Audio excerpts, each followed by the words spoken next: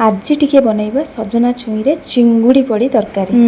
मु तो केवल जानी माछरे ही सजना छुई पड़े, किंतु आमर ये कहले कि यारे बोका सजना छुई सबु नॉनवेज तरकारी पड़ी। ठीक अछि ताहले चिकन रे पकेइबा मटन रे पकेइबा। अरे मजाक करू। हौ मु एंको कथारे पड़ी आज तो रोसई करली, किंतु हेवी टेस्ट हेतिला। अरे एते कथा कोन गपुची, तो जल्दी जल्दी चलंतु केमिति करली सेटा ही देखिबा। प्रथमे मु चिंगुड़ी को भलो भाबरे धोइकी ताको पूरा फ्राई कर नै जाइथिली, किंतु सेइछे ही मु वीडियोटा को स्किप कर देथिली, तो देखै पार नथिली। मु पूरा चोपा छड़ेकी आलू को पूरा बढ़िया से धोई धाइकरी एठी पूरा भाजी नै जाउची। जेहेतु मु जानि नथिली सजना छुई चिंगुड़ी रे पड़े, सेथि लागि मु मजाक रे ही वीडियो कर देइथिली। आ लास्ट मोमेंट रे जतले मु खाइली मो पाटू छाड़िलानी, सेथि लागि मु वीडियोटा ही पकेइ देली।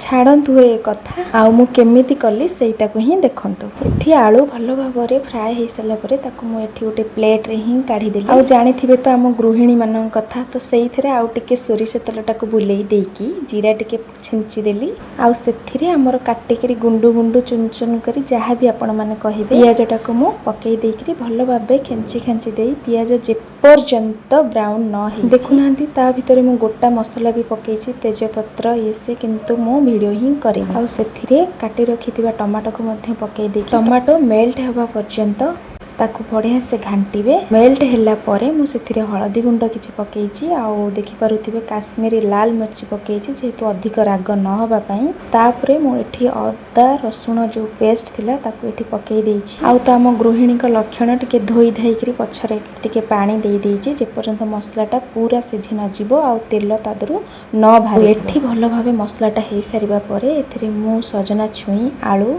देखुथिबे कंचा सजना छुई मु एठी जम्मा भी भाजिनी। एसबू को पकई सारा परे मुझे लुण आउ टिके बास्ना हवा पाई मुझे चिकेन मसला टिके पकई दउछि। एथिरे टिके गरम पानी दे बढ़िया से घांटी नउछि, कारण सजना छुई को मुझे तो न भाजी थिली मसला रे टिके डीप हवा पाई मुझे पूरा घांटी घुंटी टिके किछि समय छाड़ी दउछि। सेथिरे मध्य कंचा लंका मु 2-3टा काटिकी पकई थिली, कंचा लंकार बास्ना बहुत बढ़िया। लास्ट रे मु एठी चिंगुड़ी जो भाजी थिली देखि पारुथिबे सेटा को मु मध्य ऐड करे नै कि किछि समय ताको घांटी की मसला जमती की मिसी पारिबो, तो टिके किसी समय छाड़ी देबे। जेहेतु मु एटा वीडियो करि पारि नथिली, तो आपण माननको मु कहि दउछि। तो किछि समय गोला गोली करि सारिबा परे तो एठी लास्ट रे मु ढांकी दउछि किछि समय पई कि जेहेतु मसलाटा तादरे ही गोळेई हे जिवो।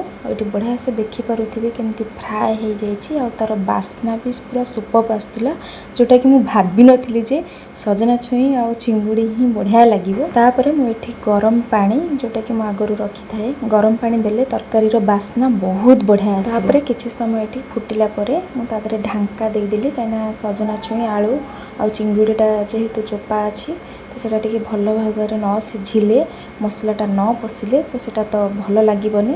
देखि परथिबो ता कलर आ बास्ना ओ हो हो। तापरे कुहंतुनी, तापरे लास्ट तो गरम मसला माने 2 टंकिया जो टाइप रो बास्ना पूरा अलग लेवल रो।